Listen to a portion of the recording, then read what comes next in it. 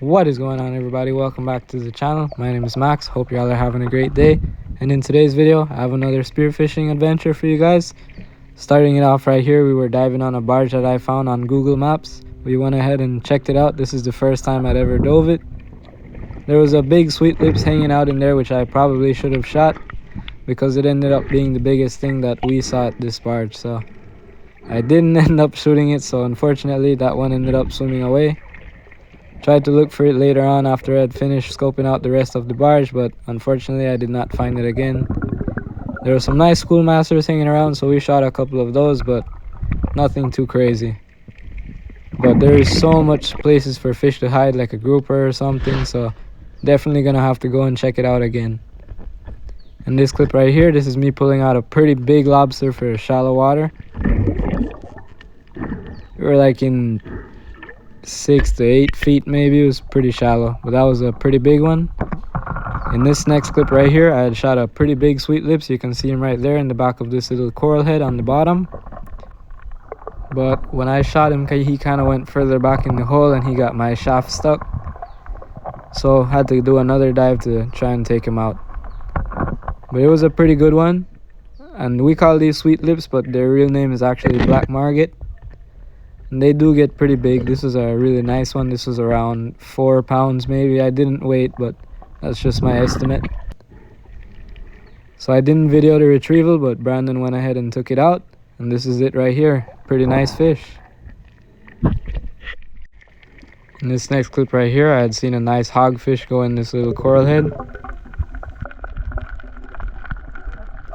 And when I say little coral head, I mean pretty big coral head. So I go ahead, start looking around right here. I kind of saw the tail, but I saw that he went further in. So I just take my time, kind of look around these holes, try to see where he's going to pop out from. Shine my flashlight right here in this hole. And if you look very closely, you can see he's facing me head on. So I just go ahead and take like a unicorn shot right on his forehead. Ended up getting a stone shot, which makes it 10 times easier trying to pull these fish out. Pretty easy, just go down, grab the shaft and just pull him right out. Just trying to make sure that flapper is on the other side, make sure it doesn't come out. And you can see it right there, very nice hogfish. Over here we started diving in the channel. Some pretty big ledges right here, and then this nice mangrove snapper swam right up to me, so I was able to put in a nice shot in him. It's a pretty big mangrove too. Don't always get them this big.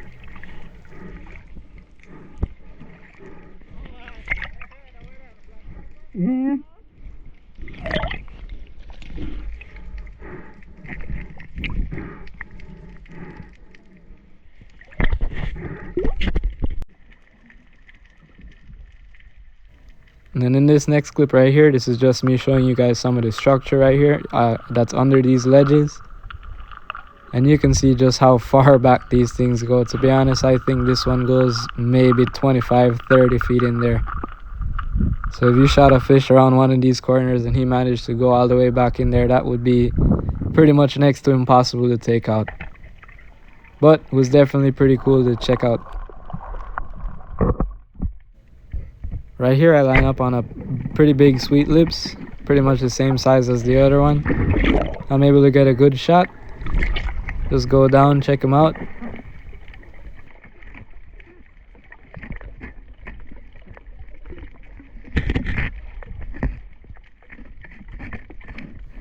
Right here I'm trying to pull the fish out, but the shaft is giving me some trouble.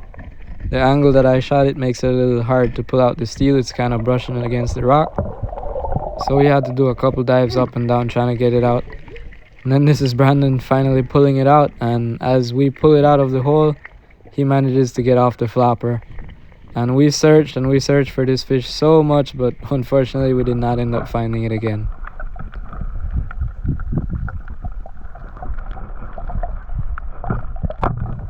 Then right here I line up on a nice schoolmaster snapper. I'm able to put in a pretty good shot.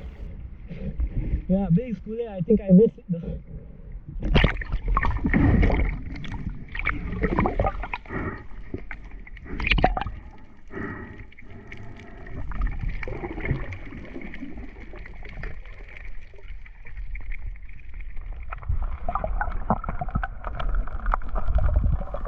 And I did hit the fish, but unfortunately I don't know what happened. I think my flopper just ended up closing and the fish swam off. Tried to find it again, but didn't find it. Right here, Brandon had already shot at this hogfish. You can see a little tear on his forehead. Just barely chipped it. He rocked up right there, and when he came out, I was able to place a nice shot in him. There was a lot of surge this day, so you can see the waves kind of pushing us back and forth. The water was pretty murky too. But we still managed to put a couple of fish in the boat. This one being a really nice hogfish.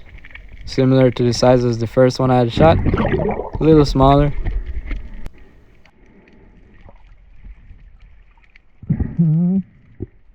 And Brandon also shot this mangrove snapper right here.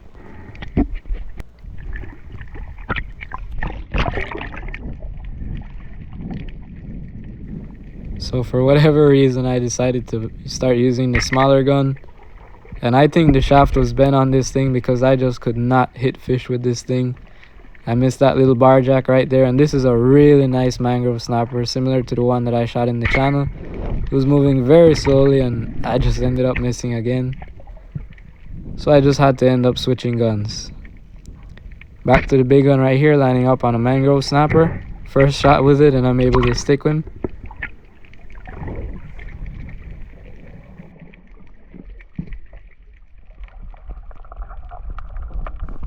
And the first thing I do right here, once I have the fish speared, I put my hand in its gills. That's just in case if you try and pull on the shaft, sometimes the fish can swim if your flapper is closed and it comes right off.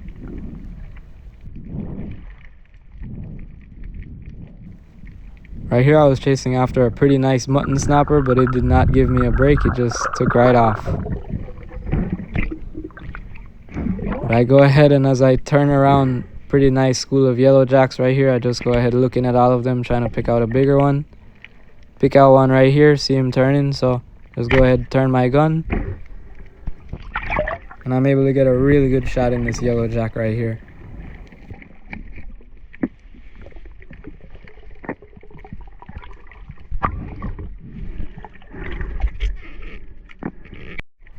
And this is another clip I almost forgot to put in of me using the other gun. Really nice hogfish comes in, stands pretty still, and I just shoot right under it. I also shot this pretty big barracuda and it just ended up taking off as soon as the line ended up getting tight, just ripped right off the spear.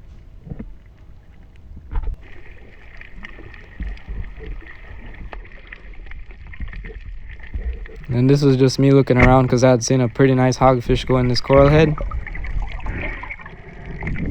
Took my time and I was able to put in a pretty good shot.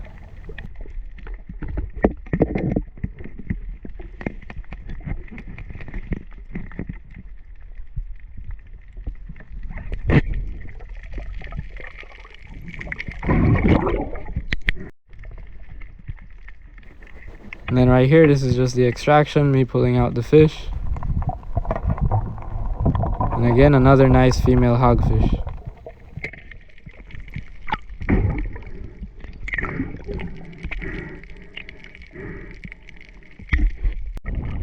This is me lining up on another barracuda. I end up shooting it and I pretty much hit it right in the gills and it ends up coming off the spear, and I chase after it because it was swimming a little slow, but I still couldn't catch up to it. It's still, I just lost it eventually. And in this next clip right here, I did not record it, but I took a pretty long shot on this nice mahogany snapper and I ended up getting it. So unfortunately I did not get the video, but I shot it from like, I'd say 8-10 feet away, so it was a pretty good shot. These mahogany snapper don't get too big, but this was a pretty good one.